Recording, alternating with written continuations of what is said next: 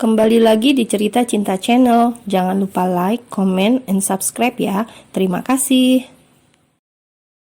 Selepas sholat subuh, Awan berolahraga ringan di taman belakang rumah. Menurut saran dokter, ia harus sering melatih otot kakinya agar cepat pulih. Sejenak, Awan melirik ke arah Pak Marno, seorang supir yang telah lama bekerja untuk ayahnya. Awan lalu mendekati pria itu dengan membawa kotak berliannya. Semalam ia ingin membakarnya, namun diurungkannya karena mungkin benda itu akan bermanfaat untuk orang lain. Alis Pak Marno pun terangkat hingga menciptakan kerutan di keningnya. Awan tiba-tiba menyerahkan sebuah kotak ke hadapannya. "Apa ini, Den?" tanyanya. "Buat istri Bapak." Pak Marno lalu menerima benda pemberian Awan dengan tanda tanya di benaknya. "Terima kasih, Den." "Sama-sama, semoga istri Bapak suka." Awan lalu meninggalkan Pak Marno dan memasuki rumah, sementara Pak Marno masih terpaku di tempat.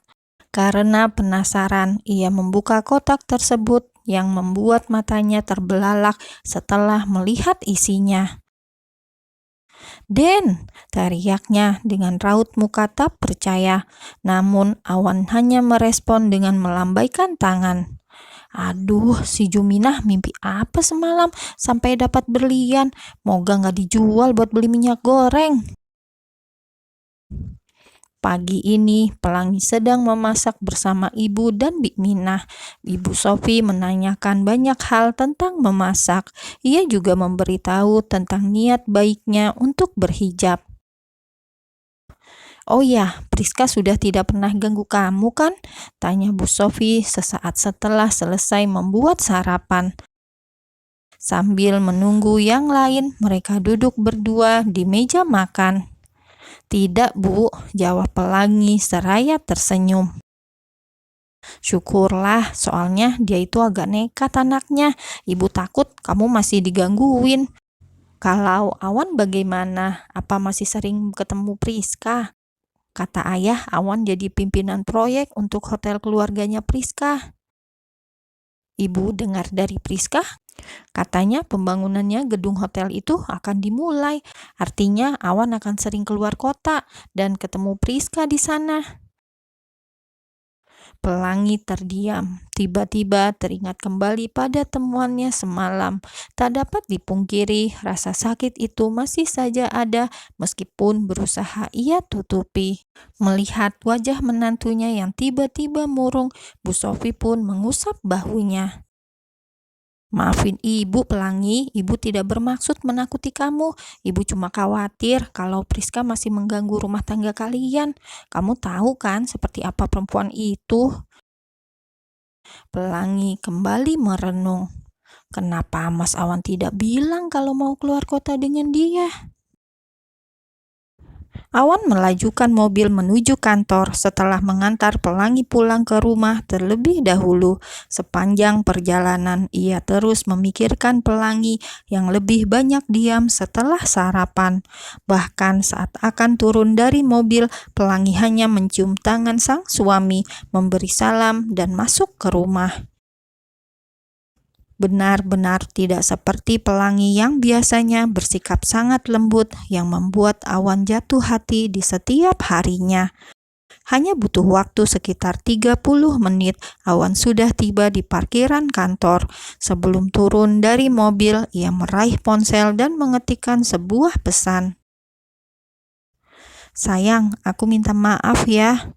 Ia duduk bersandar beberapa saat menunggu balasan, namun alih-alih membalas, Pelangi bahkan belum membuka pesan itu. Akhirnya Awan memasukkan kembali ponsel ke dalam saku celana dan kemudian meninggalkan parkiran memasuki gedung kantor. Awan menekan tombol pada panel dan menunggu beberapa saat hingga pintu lift terbuka. Baru saja masuk, telinganya sudah disuguhkan oleh suara menggelegar yang cukup akrab di telinganya. Sontak ia menoleh, tampak Guntur sedang menegur seorang petugas kebersihan wanita dengan kasar. Ngapain tuh Bandar Korma marah-marah pagi-pagi? Tanya Awan dalam hati. Kamu kalau tidak bisa kerja, silakan mengundurkan diri sekarang juga. Perusahaan saya tidak butuh orang yang tidak bisa kerja seperti kamu. Suara keras Guntur dapat didengar Awan dengan jelas. Sebenarnya Awan tak begitu peduli dengan hal-hal yang bukan urusannya. Namun melihat wanita berseragam orange itu mulai terisak, rasa kemanusiaannya muncul. Akhirnya ia mendekat. Maaf Pak, ada yang bisa saya bantu? Guntur menoleh dengan raut wajah bertambah kesal. Mulutnya yang sudah siap memaki seketika mengatup rapat saat menyadari siapa yang tengah berdiri di hadapannya. Saya sedang menegur seorang pekerja yang tidak beres cara kerjanya. Dengan berteriak, ucap Awan yang terdengar seperti sindiran membuat Guntur kehilangan kata-kata. Sudut mata Awan melirik wanita kira-kira berusia 30 tahunan itu. Ia tampak ketakutan. Sebuah ember dengan posisi terbalik di lantai. Berikut genangan air di bawah kaki Guntur. Sudah cukup bagi Awan untuk menebak apa yang terjadi. Sepertinya petugas kebersihan tersebut tak sengaja menumpahkan air yang membuat sang bos naik pitam. Maaf Pak, saya benar-benar tidak sengaja menumpahkan air. Saya akan bersihkan sekarang, ucap wanita itu dengan suara gemetar. Enak saja kamu minta maaf dengan gampangnya. Ribet amat ini bos, kepleset aja kagak. Makian itu hanya Awan ungkapkan dalam hati, dan yang terucap dari bibirnya hanya sebuah permohonan penuh kerendahan hati. Apa tidak sebaiknya dimaafkan saja, Pak? Lagi pula hanya kesalahan kecil, mungkin ibu ini juga tidak sengaja. Segala ucapan Awan layaknya angin berhembus, sama sekali tak diindahkan oleh Guntur. Saya tetap akan memberi kamu sanksi untuk keteledoran ini. Bagaimana kalau tadi saya jatuh di sini? Kamu mau tanggung jawab? Allah yang Maha Kuasa saja pemaaf. Siapalah kita yang hanya manusia biasa sampai tidak mau memaafkan? Ucapan Awan membuat Guntur tersentak. Sorot matanya yang penuh kebencian seperti menikam Awan. Assalamualaikum. Tiba-tiba suara tak asing muncul di tengah-tengah mereka.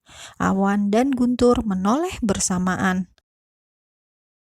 Waalaikumsalam, Dek, jawab Awan. Guntur terperangah saat menyadari keberadaan Zidan di sana sampai lupa untuk menjawab salam. Tadi Awan menghubungi Zidan dan meminta untuk bertemu guna membicarakan sesuatu yang penting.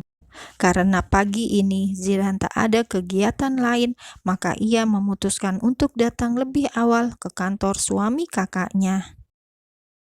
Di sisi lain, layaknya kerupuk yang disiram air, semua sikap keras, galak, dan berkuasa yang tadi ditunjukkan Guntur di hadapan Awan menghilang entah kemana. Ia melirik wanita di hadapannya, lalu mengulas senyum tipis.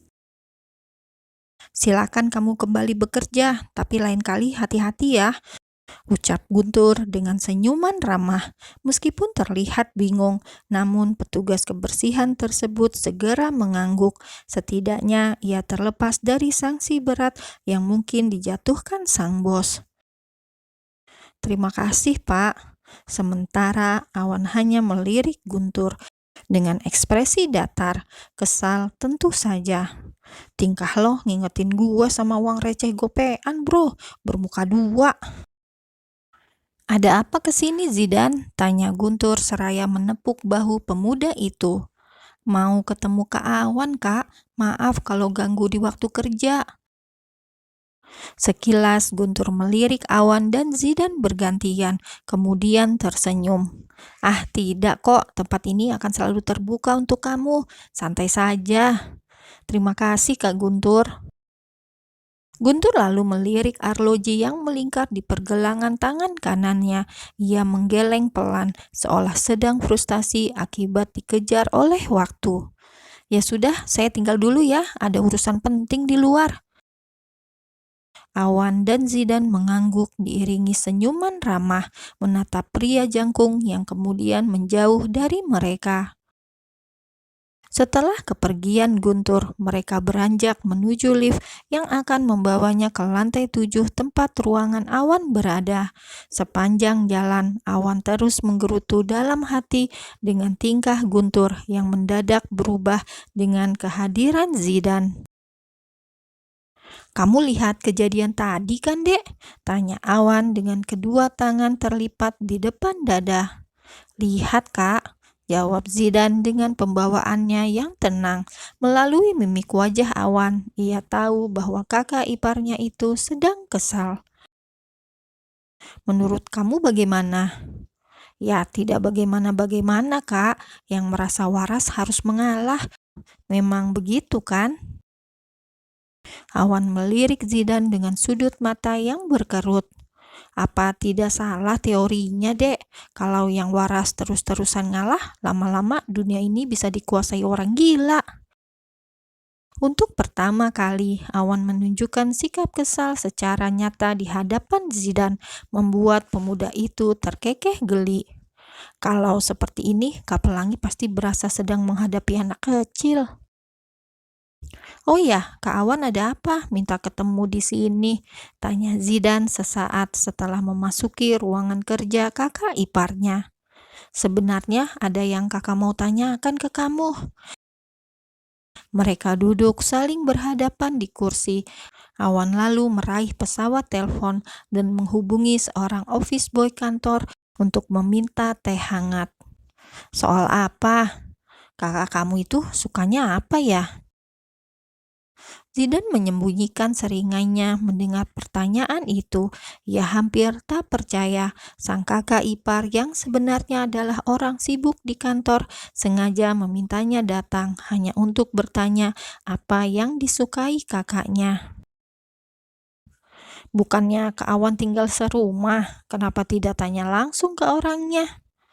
"Ya malu lah, apalagi setelah insiden kalung semalam," tambahnya dalam hati. Zidan kembali mengulas senyum. "Kak Pelangi mah sukanya sama Kak Awan doang.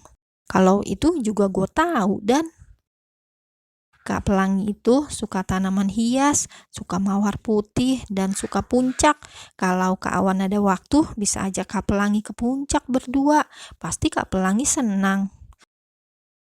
Senyum senang terlihat di wajah Awan. Tiba-tiba terbersit ide di benaknya untuk membawa Pelangi bepergian berdua. Sejak menikah, mereka memang belum sempat berbulan madu. "Makasih, Dek."